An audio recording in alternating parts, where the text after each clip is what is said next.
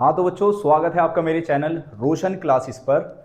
तो कल हमने करे थे एक्सरसाइज 10.2 का क्वेश्चन नंबर 7 तक। आज हम करेंगे क्वेश्चन 8, क्वेश्चन 9 और क्वेश्चन 10। चलो तो बिना टाइम वेस्ट करे बढ़ते हैं। कह रहा है find a unit vector in the direction of the vector P Q where P and Q are given. बच्चों हमें एक वेक्टर निकालना है पी क्यू वेक्टर, और पी और क्यू पॉइंट हमें गिवन है। ठीक है, पी पॉइंट हमारा ये हो गया, इसके x1 y1 z1 मान लें, और q पॉइंट x2 y2 और z2। तो बच्चों पी क्यू वेक्टर जो होगा, ठीक है, वो कैसे आएगा? x2 में से x1 को माइनस करके i कैप, यानी 4 में से 1 माइनस करा उसके साथ i कैप, 5 में से 2 माइनस करा j कैप, और 6 में से 3 माइनस करा k कैप। तो हमारा पी क्यू वेक्टर आ जाएगा, 4 में से 1 गया 3i, 3j और 3k। तो ये हमारा पहले वेक्टर आ गया PQ। लेकिन वो हमें क्या कह रहा था? फाइंड अ यूनिट वेक्टर, हमें इसका यूनिट वेक्टर निकालना है। तो बच्चों यूनिट वेक्टर कैसे निकालते हैं? पहले तो हमें इसका मैग्नीट्यूड निकालना होगा। कैसे निकालेंगे? i के साथ है उसका स्क्वायर, j के साथ है उसका स्क्वायर, k के साथ है उसका स्क्वायर। ठीक है, स्क्वायर करो 9, 3 का स्क्वायर 9 और 3 का स्क्वायर 9, 27 आ गया। और 27 को हम कैसे लिख सकते हैं?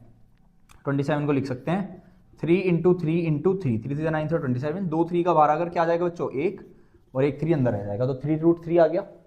तो अब हमें इस PQ से यूनिट वेक्टर बनाना है। तो बच्चों यूनिट वेक्टर को तो कैप से रिप्रेजेंट करते हैं। यूनिट वेक्टर कैसे निकलेगा? इस वेक्टर को इसी के मॉडुलस से, मैग्नीट्यूड से हम क्या कर देंगे? डिवाइड। PQ वेक्टर क्या था बच्चों? 3i, 3j और 3k। ठीक है, और इसका मैग्नीट्यूड क्या आया? 3√3। ठीक है, चाहो तो तुम इसे अलग अलग कर लो। अगर सबको अलग अलग करोगे तो बच्चों 3 से 3 कटेगा, तो क्या आ जाएगा? 1/√3i। इस 3 से ये वाला 3 कटेगा, 1/√3j और 1/√3k। तो ये बन गया बच्चों तुम्हारा यूनिट वेक्टर PQ। तो समझ में आया बच्चों? इजी सा है बिल्कुल। ठीक है, अब आया क्वेश्चन नंबर 9। कह रहा है for a vector A vector ये दे दिया, बी वेक्टर ये दे दिया, कह रहा है find a unit vector in the direction of vector A plus B. बच्चों सुनो, सबसे पहले तो ए प्लस बी वेक्टर निकालना है, और मैं इस वेक्टर को निकाल के भैया इसका नाम दे रहा हूं आर वेक्टर। और दो वेक्टरों का सम कैसे निकालते हैं?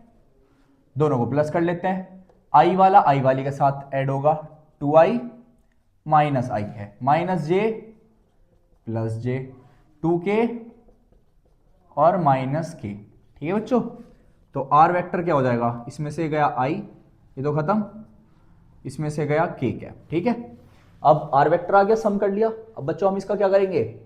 मैग्नीट्यूड निकालेंगे।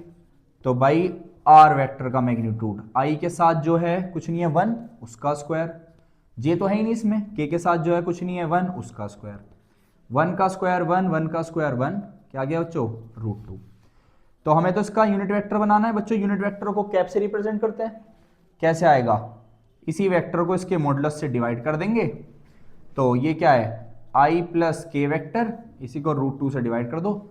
चाहो तो अलग अलग करके लिख लो, 1/√2i और 1/√2k। j इसमें है नहीं, तो ये बन गया इसका यूनिट वेक्टर। समझ में आया बच्चों? चलो तो क्वेश्चन नंबर 10 पे बढ़ते हैं। क्वेश्चन नंबर 10 में कह रहा है find a unit vector in the direction of the vector ये एंड हैज अ मैग्नीट्यूड 8। ये एग्जांपल में भी करा था बच्चों। अगर हमें कहे कि एक यूनिट वेक्टर निकालो जो इस डायरेक्शन में, उस वेक्टर की डायरेक्शन में, तो सबसे पहले इसका यूनिट वेक्टर बना लेंगे।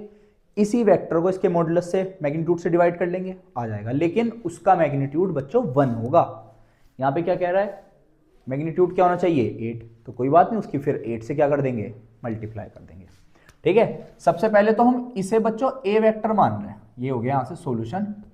ए वेक्टर है 5i माइनस j 2k।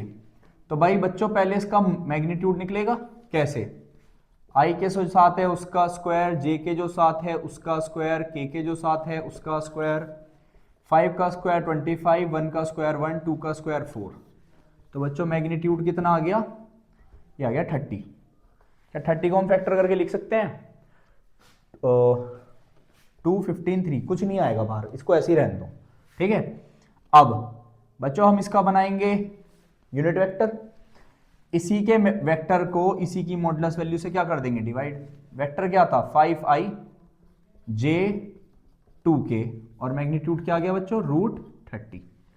ये आ गया बच्चों। ये एक यूनिट वेक्टर आया जिसका मैग्नीट्यूड 1 है, लेकिन हमें मैग्नीट्यूड क्या चाहिए, 8। तो इस a कैप को हम 8 से मल्टीप्लाई कर देंगे, तो सारे को मल्टीप्लाई कर दो। 8 5 40i माइनस 8j 8 2 16k और नीचे √30। तो ये एक ऐसा वेक्टर बन गया जिसका मैग्नीट्यूड, एक तो ये यूनिट वेक्टर है और जिसका मैग्नीट्यूड 8 है। तो समझ में आया बच्चों। तो जिसको मेरा पढ़ाया हुआ ठीक ठाक लग रहा है वो लाइक करें, शेयर करें और सब्सक्राइब जरूर कर दें, क्योंकि मैं इस साल पूरे साल वीडियो डालूंगा और मुझे जल्दी से जल्दी फॉलोअर्स चाहिए अपने, सब्सक्राइबर। तो मिलते हैं नेक्स्ट वीडियो में।